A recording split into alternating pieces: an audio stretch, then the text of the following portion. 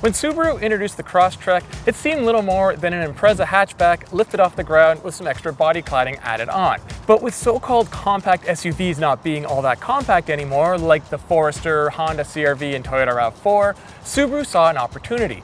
People wanted a smaller SUV that was more in line of the size of the original Forester from the 90s and the original CR-V. They wanted something more like this.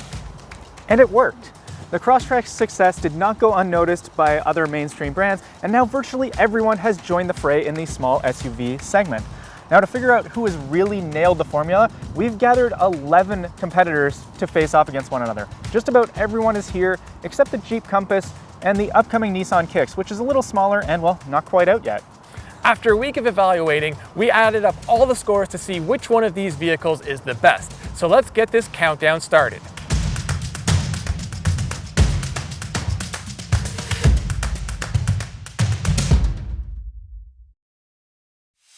We'll get you back to the battle of the small SUVs in a second, but let's take a moment to talk about protecting your vehicle. Custom made for an exact fit, WeatherTech offers complete protection for your vehicle's interior, especially ones like these. There's the original WeatherTech floor liner and new floor liner HP made from a more flexible material. Both work with your OE floor mat clips and protect up the side of your footwell, plus the floor liner HP comes with these spikes for even better grip. And let's not forget the cargo liner, which is great to protect your vehicle from everything you might need to throw in the back of your all-new SUV. All WeatherTech products come with a lifetime guarantee. You can order online at weathertech.ca. Shipping is free anywhere in Canada. Or for those who are local, you can visit our retail showroom at 1164 Walker's Line in Burlington and get your order the same day.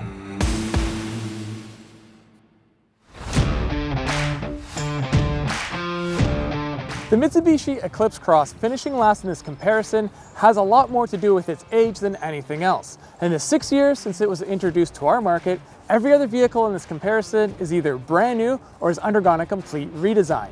Like a lot of us, Father Time has caught up with the Eclipse Cross. The Eclipse Cross did get a refresh a few years ago, and it got a new rear end design that we like a lot better that got rid of that split window look. That said, the exterior, interior, and quality of materials all rated pretty low on our scorecards. Then there's the infotainment system and the heated seat buttons, which both feel about a decade old, but one carryover item I do like in this vehicle is it still has the Evo style paddle shifters attached to the steering column. All that stated, there are some big wins for the Mitsubishi. Unlike most competitors, it offers heated rear seats, a dual sunroof, power driver's seat, a power liftgate, and one of the more accommodating rear seats. But some modern technology is missing, like a wireless phone charger, wireless Apple CarPlay, and a digital dashboard. Front seat comfort is mid-pack, as is cargo capacity. The raked rear roofline angles off an otherwise sizable cargo area, but we still did find it's one of the deeper ones. The Eclipse Cross drives well enough, but it doesn't excel in either handling or ride comfort. The 1.5-liter turbo engine is punchy and quite enjoyable to rev out, but the CVT feels a little more elasticy compared to the other ones here in the test. The final two things that really hamper the Eclipse Cross once again are related to the vehicle's age. It has the lowest safety rating from the IIHS, and it's not all that particularly fuel efficient. The Mitsubishi Eclipse has been eclipsed by a lot of the competition here. That said, it does have some options not offered on any other vehicle, and it does have a great warranty. It's just not enough to make up for all of its shortcomings. The Buick Encore GX may seem a little out of place here. Buick is a more premium brand that usually battles the likes of Acura, Infiniti, and Volvo. But the Encore GX does fit in with this crowd, offering a more posh option. It may have the highest price, but it's not that far off the HR-V or the Crosstrek. Inside, the Encore GX does have one of the nicer interiors in terms of materials. Although the styling is a bit subdued, there are some nice elements like the metal look band that runs across the dashboard. The HVAC controls also look premium as well. The Buick is one of the better equipped vehicles with options like a power passenger seat, panoramic sunroof, full digital display, and a rear 110-volt outlet. The rear seat area is quite nice, and cargo capacity falls about mid-pack in this comparison. So what's the Encore doing down here in 10th place? Well, besides its high price, it's not overly fuel efficient, and the styling was a mixed bag, where some liked the exterior and interior and others did not. When it came to the infotainment system, same story. Some liked using it and some found it not that great. The little turbo 3-cylinder makes a good amount of power for its size, with the tendency of building revs quickly. The 9-speed automatic was another area of dispute, but we all agreed the ride comfort from the Encore GX is one of the best. The trade-off for that ride comfort comes in the form of handling, with the Encore GX ending up near the back of the pack in terms of driving manners. The steering also was an area of dispute, as some of us didn't mind it and actually liked it, while others found it a little odd. One cool party trick the Encore GX has is there's a button down here that allows you to put it into front wheel drive only, so you save a little bit of fuel on those warm summer days. The Encore GX's biggest detriment might be its corporate cousin, the Chevrolet TrailBlazer. Many of our testers preferred its style, usability, and drivability over the Buick. The really nice interior here wasn't enough to overcome its price tag, but if price isn't a huge factor for you, this might be a vehicle worth checking out.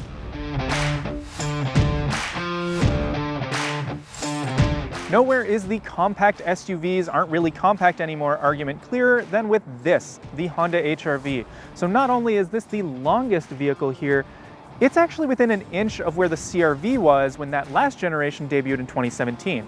Now that's an important distinction to make because driving the HR-V is a bit like time traveling. And just as the case is with those sorts of movies, the results aren't always good.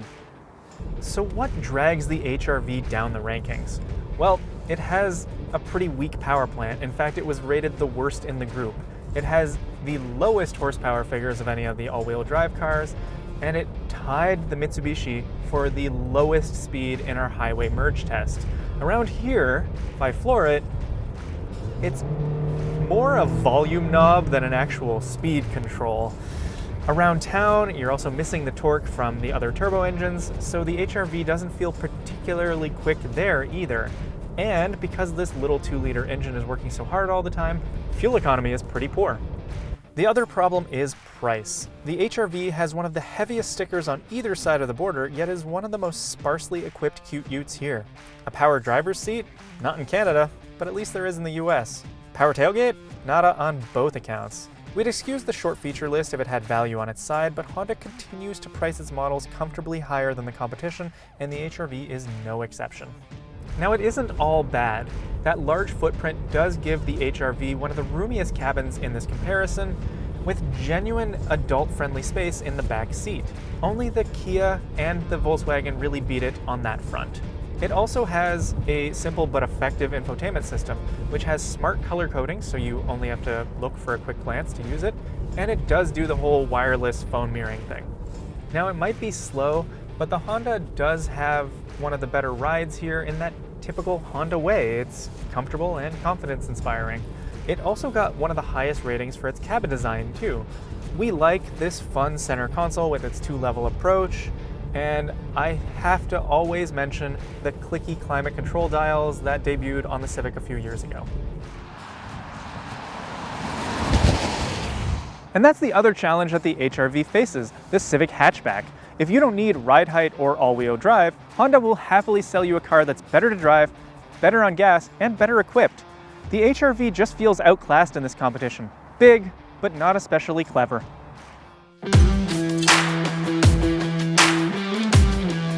In Mike's words, I love the Trax.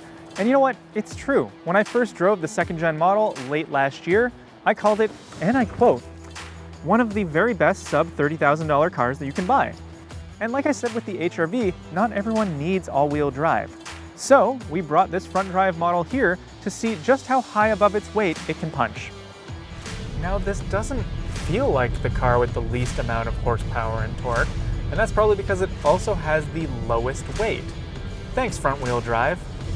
Now a torquey triple and a trusty 6-speed automatic ensure that the Trax keeps up with the rest of the pack here, right up to about highway passing speeds. The Trax is also one of the better handlers here, again because of that weight advantage and front-wheel drive, but also because it's basically a car in SUV cosplay. As you'd expect of something costing approximately 3/4 everything else here, the Trax does have to make some sacrifices. There's a lot of legroom in the second row, but the space itself is dark and claustrophobic. Do you like looking at the roof and the pillar? Because that's what you're going to be doing back there. So interior quality does take an expected hit, but maybe not as much as you might be thinking. Chevy makes the most of its limited budget with splashes of color and interesting texture choices. It's fine. There's also the dual high-definition screens, and they look pretty good, although there is limited functionality. As far as I'm concerned, it seems like Chevy wants you to use your phone, and well, that's fine by me too. Now, none of us really expected the Trax to come home with the crown, but Chevy's baby has had a major glow-up, and if you don't mind sacrificing some features or just really want all those savings, it's a choice that you can't ignore.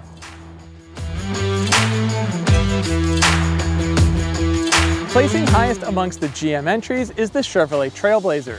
More than that, it came just a little bit behind the Hyundai Kona for 6th place. This is a vehicle with no glaring weaknesses, but no standout features either. It plays it safe, finding the middle ground in most categories. Aside from the angled rear glass, the TrailBlazer has a more traditional boxy SUV shape.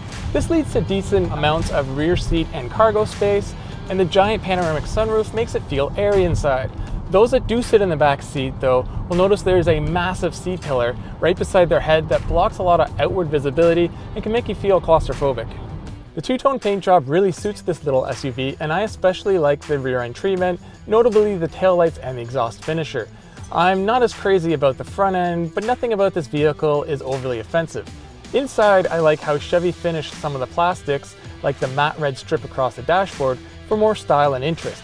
Like the Buick, the cup holders in here are a bit small, and the steering wheel doesn't come out far enough for my liking. I feel like I'm driving straight-armed.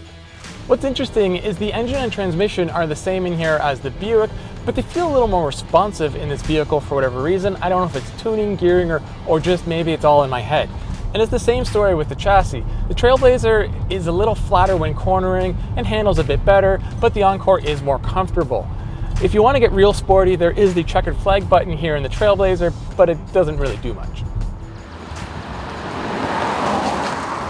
The TrailBlazer is a very competent small SUV that's just a few tweaks here and there away from battling the frontrunners of this segment. As it stands, there is still a lot of appeal. We just preferred some of the other entries a little bit more. One of the newest members of this mega comparison, the second generation Hyundai Kona now properly fits in, with a significant stretch while still maintaining a tidy footprint. Now it has a long list of standard features that should help it compete very well, but does it have the secret sauce? It really is a much better small family car, this new Kona. So while it still does have one of the tiniest footprints, the back row is actually a surprisingly spacious place, if not, well, a little dark. Now, cargo room in the old model could best be described as essential, but this new one's also pretty good on that front. Also, more good cargo news. The load lip is low, and it's a wide opening. Yay! In Canada, unfortunately, there is no power tailgate option, although folks in America can still spec one. The rest of the tech suite is better. Hyundai's new CCNC infotainment screen is big, suitably sharp, and responsive. Best of all, it's been designed to not need a ton of menu diving. The brand has finally adopted USB-C ports and includes a clever switchable one up front for either smartphone pairing or charging. The wireless charging pad is raised to reduce heat buildup too. We like Hyundai's driver assist suite as well, including a well-done adaptive cruise control. The column-mounted shifter does take some getting used to, but frees up space for a truly useful center console. The Kona's turbo power plant is something of a mixed bag. When it's on boil, it's a genuinely quick thing, looking like the world's quickest RoboCop helmet. I'd buy that for $1. And props to Hyundai for ditching the DCT for an 8-speed auto, which has smoother shifts when you're moving around at parking lot speeds. Unfortunately, this automatic does suffer from some truly tardy response times. On more than a few occasions, if I put my foot to the floor, I have to wait a long time to get any sort of response. Yeah, the paddle shifters do help a little bit, but it still doesn't fix the problem entirely. It isn't the most exciting car to drive either. We know, most people buying vehicles like this aren't exactly itching to head to the next autocross. But the outgoing model was a playful little hatchback on stilts, and the CX-30 and Crosstrek both have charm here. The Kona just kind of exists. Kona 2.0 better addresses the wants and needs of this segment. It has more space for people and their things, it's more comfortable, and its design screams cutting edge, at least here in 2024. In the process, it's become less interesting to drive, and well, it's lost that value play. Blink-182 probably said it best. I guess this is growing up. Don't think of the Mazda CX-30 as coming in 5th place, think of it more like third place. That's because the Taos and the Crosstrek are all separated by just 0.2 of a point, which is less than 1% of our overall scoring. It's pretty amazing considering all three SUVs are very different. Mazda has a reputation of building vehicles that handle well and are a bit fun to drive, and the CX-30 is no exception as it ran away with the handling category of our comparison. Unfortunately, Mazda also has a reputation for building cars that have a stiff ride, and the CX-30 once again is no exception as it finished last when it came to ride comfort. The engine and transmission surprised us a bit as it only finished about mid-pack and it couldn't quite measure up to the one in the Kona and the Seltos or the hybrid system in the Corolla Cross. The naturally aspirated engine and the 6-speed automatic transmission seem at odds at times as the vehicle is hunting around looking for the right gear to be in. The CX-30 scored top marks in terms of interior style and material quality. We really like all the soft touch, non-shiny materials used throughout the dash, and it's very conservative in a very German sort of way. We also really like the red seats that are available on this trim in Canada, but not in the US. To get them in the US, you have to pick a different trim. The CX-30 is also feature-rich with items like head-up display, 360-degree view cameras, a power liftgate, and navigation. Front seat comfort was voted best in test, a further testament that this is a great choice for 1 or 2 people. Maybe the best in the test even. When it comes to a full family, it's not so accommodating. Rear seat comfort and real-world cargo carrying capacity scored last, ultimately keeping the CX-30 off the podium. The CX-30 is stylish and fun to drive. It just seems to be about a half size too small for the competition here. If space isn't a big concern for you, this might be your next SUV. If you do need more room for more people, we have 4 more options to consider. I'm gonna level with you. I kind of forgot about the Volkswagen Taos. Now, that's not to say this is a bad car. In fact, it's anything but, as this finishing position shows. It's just that it doesn't have a whole lot of standout features. Instead, the VW does just about everything well, and that gives you one of the better all-round experiences here.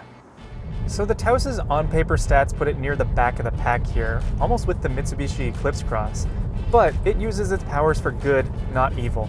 That 7-speed dual clutch makes the most of all that turbo torque, and it's even pretty sippy on gas. Now, of course, the drawback is that dual clutch transmission. They're notoriously jerky, and the Taos's unit is no exception. Around town, in traffic, is where it also gets dinged. This isn't even the top Taos trim, yet it comes with a competitive list of features. Dual zone climate control, a wireless phone charger, and an auto-dimming mirror are typically top-shelf features in this segment. The same goes for that big panoramic roof and the adaptive headlights. Also, the snappy digital instrument cluster. Have certain other VW models been chastised for their cumbersome infotainment setups? Good thing the Taos runs the comparatively foolproof previous one. This is the best back seat in this entire comparison. Not only is the roofline really tall, but there's plenty of glass which makes the whole space downright inviting. Not to mention there's a good amount of legroom. Adding on to that, even the seats are pretty comfortable. And if you fold those down, the Taos has more cubic space in the back than anything except the Toyota and the Koreans. Unfortunately, having the biggest back seat and being pretty good at everything else isn't enough to get the Taos gold here. Nonetheless, the dark horse of the comparison has proven itself, and we won't underestimate it again.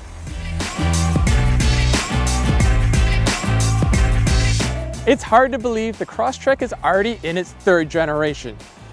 They grow up so fast. Part of the reason maybe time's flown by is the fact that the Crosstrek has never really changed its look in all those years. With all of its success though, can you really blame Subaru for not wanting to mess with it? Despite how commonplace the Crosstrek has got on our roadways, I still think it's a pretty good looking little SUV. The vehicle we have on hand here is the Wilderness, which is their off-road trim. It takes the exterior design and amps it up a couple notches. Is it over the top? Yeah, but it's the right kind of over the top for this baby Overlander. And unlike a lot of the so-called off-road specials, the Crosstrek Wilderness has the goods to back it up. It has 9.3 inches of ground clearance, which is a ton more than anything else here.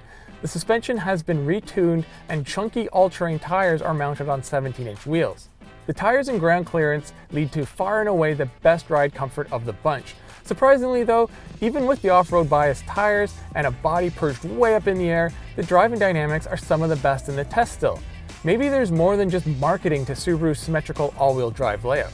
The engine can be a bit noisy, but it's quick to build power, and this is probably the best CVT in the test. So what kept this from first place? Well, besides a high price and not so great fuel economy, it's the interior. When it came to the overall design, style, and quality materials, it rated closer to the back of the pack.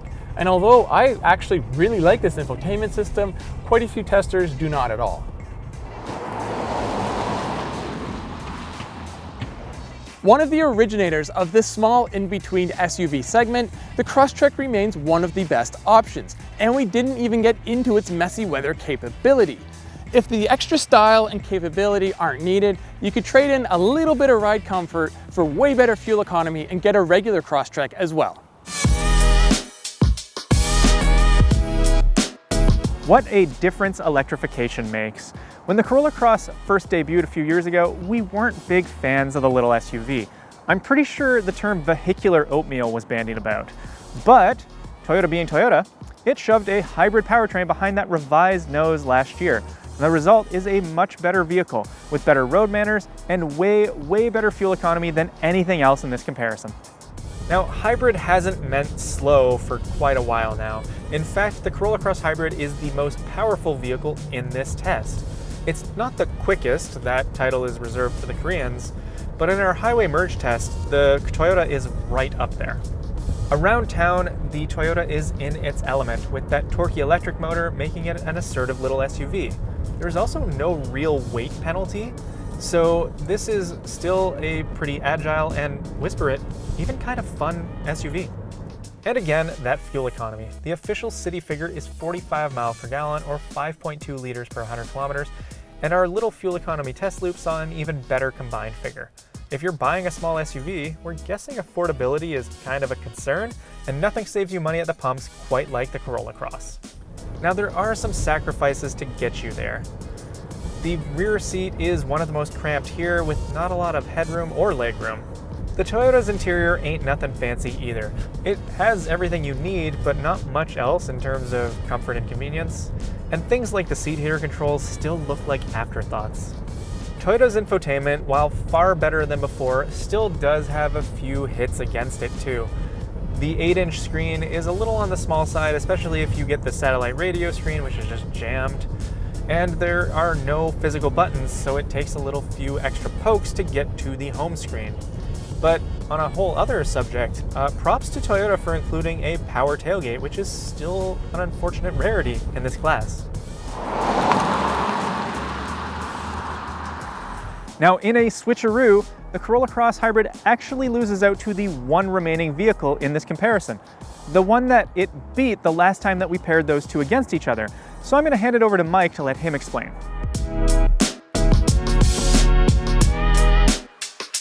It's not always the flashiest, brightest, or fastest vehicle that wins these mega comparisons. Often, it's the well-executed, well-thought-out, properly designed vehicle that comes out on top. Kia Seltos is one of those vehicles. The Seltos is a conservative design, especially for a Kia. It has the sort of style and shape that should age well. Inside, it's much the same story, as it's a premium yet restrained look. The materials look nice and feel premium, and overall we voted this the second best interior behind the Mazda. The driver does sit quite high, but I'm 6 feet tall and I still have a ton of headroom. Despite being one of the lowest priced vehicles here, the Seltos still comes with a lot of high-end equipment. It's the only one here with ventilated seats, the only one with a full power passenger seat as the Buick's is only partially powered, and it has dual digital displays behind a single screen. Oddly, it's missing dual zone climate control though. As good as it is up here, it's even better in the back. The rear seat area was voted second best behind the Taos, and the cargo area has the most usable space, and there's even a power liftgate. The only real weak spot for the Seltos is the chassis. Although it does get decent marks for ride comfort, handling on the other hand is at the lower end. We do quite like the drivetrain though. As we discussed with the Kona, the 1.6 turbo and 8-speed auto combo deliver lots of smooth power. Oddly, in the Seltos it gets slightly better fuel economy than the Kona, and we prefer its performance in the Kia more. No vehicle is all things to all people, but the Kia Seltos comes close. It combines comfort, space, style, performance, and a lot of high-end features for an affordable price. For now, the Kia Seltos is the champion of the small SUVs.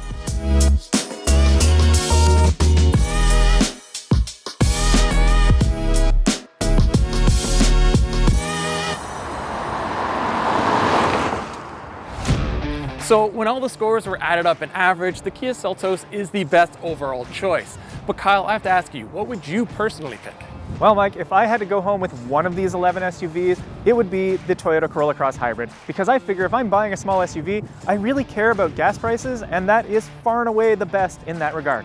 I'm a little torn. I like the cool factor and capability of the Crosstrek, but I also like the sophistication of the Taos. So for me, it would be those two. Well, there you have it. That is the end of our small SUV mega comparison brought to you by WeatherTech. And don't forget to hit like and subscribe.